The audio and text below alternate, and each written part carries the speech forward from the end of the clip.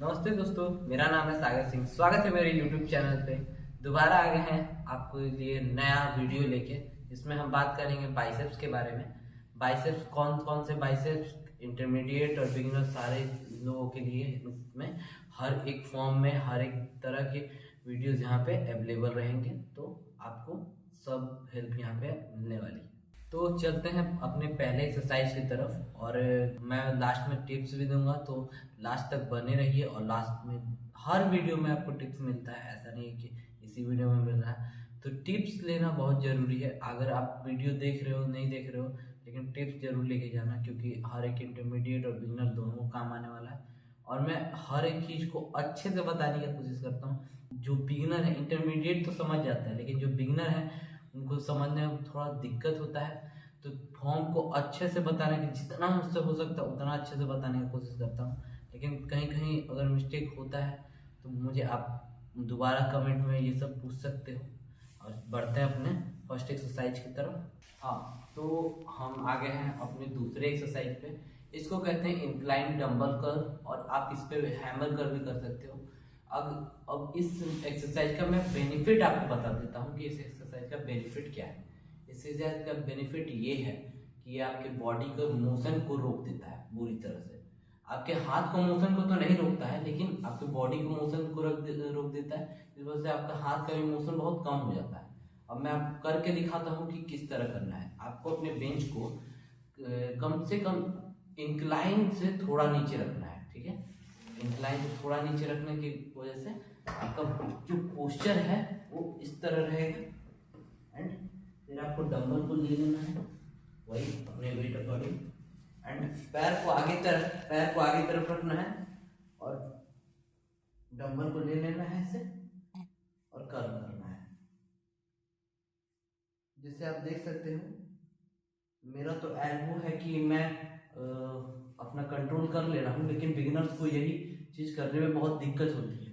तो आप ट्राई करो कि कम से कम एल्बो को हिलाओ, लॉक करके रखो बेंच पे, ठीक है। इसी में हैमर कर ट्विस्ट करके। अब तो हम आ गए अपने तीसरे वर्कआउट के तरफ। जो भी नॉलेज मैंने देना था हैमर के बारे में वो अब मैं दे चुका हूँ।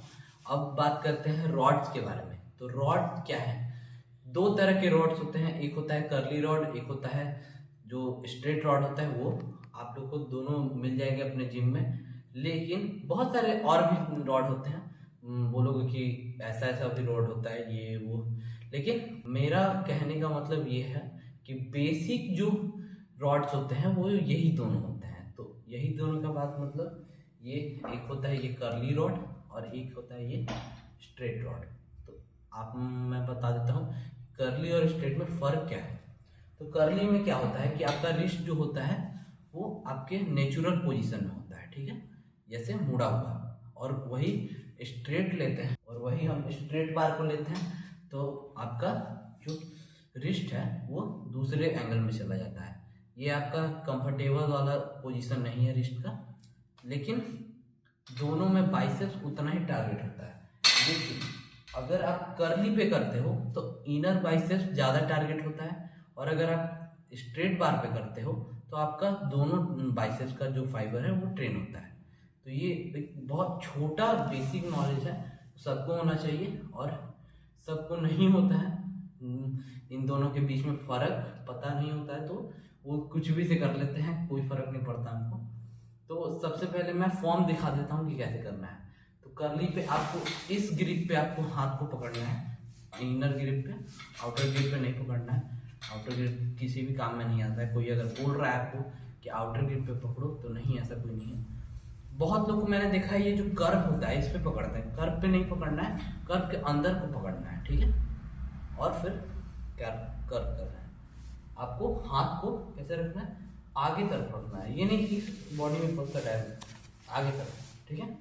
और कर्व करना है, जिससे मैक्सिमम टेंशन आपके बाइसेप्स पे है। तो आगे हैं हम अपने चौथे एक्सरसाइज पे, और इसका नाम है केबल कर्ल। केबल कर्ल पे बहुत लोग बोलते हैं कि ओवरहेड होता है। तो ओवरहेड के लिए क्या करना होता है? आपको सर के ऊपर शिफ्ट होता है, और वो जो केबल कर्ल नॉर्मल वाला होता है वो आपके शोल्डर के अकॉर्डिंग सेट होता है। तो आपको जिस तरह कंफर्टेबल लगे, या तो आपको केबल कर्ल आपको ओवरहेड करना है अच्छा लगता है, या फिर आप वो भी कर सकते हो। और मैं ये भी बता देता हूँ कि इसी पे आप नीचे तरफ बार को लगा के, और जो स्ट्रेट बार आता है मशीन केबल का, उस पर भी आप कर्ल कर सकते हो, जो मैंने वहाँ रॉड के साथ सिखाया है। ठीक है, तो वो चीज़ मैं आपको करके नहीं दिखा रहा हूँ, आप लोग को समझ आ गया होगा। लेकिन अगर ऐसा है कि आप लोग को फॉर्म जानना है तो आप मुझे कमेंट करके बता सकते हो। तो मैं आपको ये दिखाता हूँ कि केबल कर्ल कैसे करना है। तो सबसे पहले तो आपको इस पुली को अपने हाइट के अकॉर्डिंग लगा लेना है। जैसे कि मैंने बोला ओवरहेड नाम है, तो ओवरहेड लगाएंगे। अगर नॉर्मल केबल कर्ल बोलते हैं तो शोल्डर अकॉर्डिंग लगाएंगे। ठीक है, फिर आपको खींच के दूर आ जाना है, और दूर आके आपको केबल को रिटेन करना है। ठीक है, और इसमें आपको ज्यादा वेट का कोई जरूरत नहीं है। इसमें आप कम वेट के साथ ही मारोगे, चाहे इंटरमीडिएट हो या फिर बिगनर हो। ठीक है, तो करके दिखाते हैं। तो पूरा स्ट्रेच लेंगे आप बाइसेप्स पे, और फिर अपने तरफ कुछ पकड़ने के लिए अगर हो तो वो बहुत ज़्यादा अच्छा है, अगर नहीं है तो कम, कोई दिक्कत नहीं है, ये भी आप कर सकते हो। पूरा स्ट्रेच लोगे एंड फिर कर्ल, पूरा स्ट्रेच एंड कर्ल।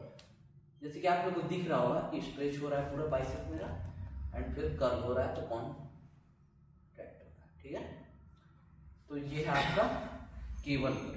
तो आ गए हैं हम अपने 5th एक्सरसाइज पे। इसका नाम है प्रीचर कर्ल। बहुत लोग के जगह पे मशीन वाला भी होता है, जिसमें आपको कुछ करने का जरूरत नहीं होता है, बस आके यहाँ साइड में आपको मशीन में वेट लगाना होता है और वो फिर होता है।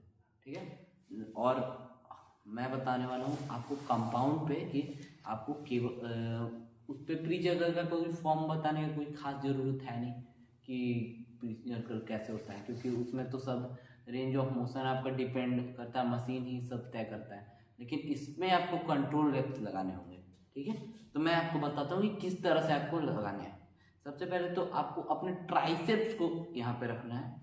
ये बहुत बड़ा मिस्टेक है जो लोग करते हैं कि आते हैं सीधा ऐसे रखते हैं हाथ को और मारना स्टार्ट कर देते हैं। नहीं, आपको सबसे पहले आपको अपने ट्राइसेप्स को रखना है, जिससे आपका बाइसेप पूरा ऊपर तरफ आ जाएगा, और फिर आपको इसको उठा लेना है। ठीक है,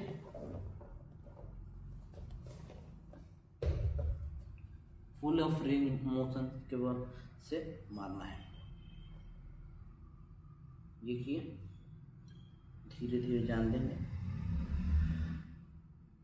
पूरा स्ट्रेच होके फिर कॉन्ट्रैक्ट, फिर धीरे धीरे जान देंगे, फिर कॉन्ट्रैक्ट, फिर जान देंगे, फिर कॉन्ट्रैक्ट। तो ये फॉर्म होता है आपका प्रीचर कर्ल का। और सीट आप अपने हाइट के अकॉर्डिंग सेट करोगे, जिससे आपका जो ये है शोल्डर पे ना आए। ठीक है, बाइसेप शोल्डर पे ना आए, यही ध्यान रखना है, और इसका सपोर्ट पूरा मिले, ये भी ध्यान रखना है। तभी प्रीचर कर्ल किसी काम का है, नहीं तो कोई अदरवाइज कोई भी काम का नहीं प्रीचर कर्ल। अगर आप सही फॉर्म नहीं कर रहे हो, अगर सही फॉर्म कर रहे हो तो प्रीचर कर्ल बहुत ही बेस्ट एक्सरसाइज है। ठीक है, चलते हैं दूसरे एक्सरसाइज की तरफ, जो हमारा टिप्स भी है, जो आपके लिए बहुत काम आने वाला है। तो सबसे पहले मैं आपको बताने वाला हूँ डंबल कर्ल और हैमर कर्ल के बारे में। तो सबसे दोनों एक ही तरह का वेरिएशन है, तो दोनों को एक ही साथ बता दूंगा। तो सबसे पहले आपको क्या करना है कि अपने वेट के अकॉर्डिंग, जो भी वेट आप करते हो या फिर जिस वेट में कंफर्टेबल हो, उस बिगिनर के लिए जिस वेट में आप कंफर्टेबल हो उस वेट का आपको डंबल ले लेना है, 2 डंबल। और सबसे पहले तो लोगों का मिस्टेक ये है कि वो ऐसे ट्विस्ट करके ऐसे मारते हैं। तो ये ट्विस्ट जो हो रहा है आपका फोरम, तो इसमें फोरम भी इंगेज होता है।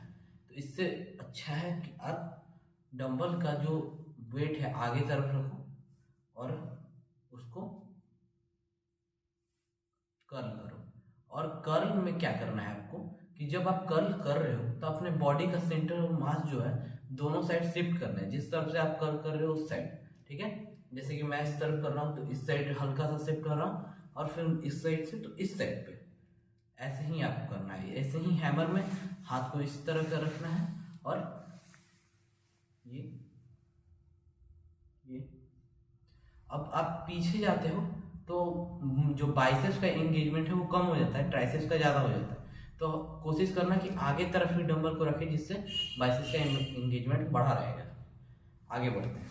तो मेरे को बहुत ही एक क्वेश्चन आप लोग करोगे कि डंबल कर्ल और हैमर कर्ल में क्या फ़र्क है। तो बिगिनर्स को तो नहीं पता कि डंबल कर्ल और हैमर कर्ल में क्या डिफरेंस है, क्योंकि एक में हम इस तरह कर रहे हैं और एक में इस तरह कर रहे हैं, तो क्या फ़र्क पड़ना है। लेकिन बहुत ज़्यादा डिफरेंस आता है। ये इंटरमीडिएट सारे लोगों को ये बात पता होगा कि बहुत ज़्यादा इसमें आता है। फ़र्क ये है कि आपका ये जो बाइसेप्स है, इसमें जब आप कर्ल करते हो तो कर्ल आपके लॉन्ग हेड शॉर्ट हेड को टारगेट करता है, और हैमर आपके ये जो छोटा सा मसल यहाँ पे रहता है जो शोल्डर और बाइसेप्स को अलग दिखाता है, उसको टारगेट करने के लिए हैमर करते हैं हम। तो लास्ट फॉर्म, लास्ट एक्सरसाइज और टिप्स भी कहो कि ये टिप्स है, और ये एक्सरसाइज मतलब बहुत कम ही लोग आपको बताएंगे, क्योंकि इसको कहते हैं ट्विस्टेड बाइसेप्स कर्ल। ठीक है, ट्विस्टेड बाइसेप्स कर्ल कैसे होता है। सबसे पहले तो आपको हैमर के फॉर्म में उठा लेना है और कर्ल के फॉर्म में नीचे जाना है। देख रहे हैं, समझ रहे हो आप। और ये दोनों को साथ में करना है आपको। सबसे पहले हैमर के फॉर्म में उठा लेना है और कर्ल के फॉर्म में जाने देना है। लेकिन दोनों का एक मोस्ट ये चीज है कि आपको ये रखना होगा कि सबसे ज़्यादा कंट्रोल रेप पे लगाना पड़ेगा ध्यान। इसमें कोई भी जल्दीबाजी नहीं काम आएगी। अगर आपको जल्दी है तो ये मत करना, लेकिन अगर आप चाहते हो कि अच्छा और भी हो बाइसेप्स, तो एक एडवांस बाइसेप्स का शेड्यूल आता है, स्प्लिट डाल दूंगा मैं, इंटरमीडिएट और बिगिनर दोनों का। आप कमेंट करके नीचे बताओ मुझे। तो आज की वीडियो में इतना ही। That is for today guys. Stay fit, stay healthy. जय हिंद।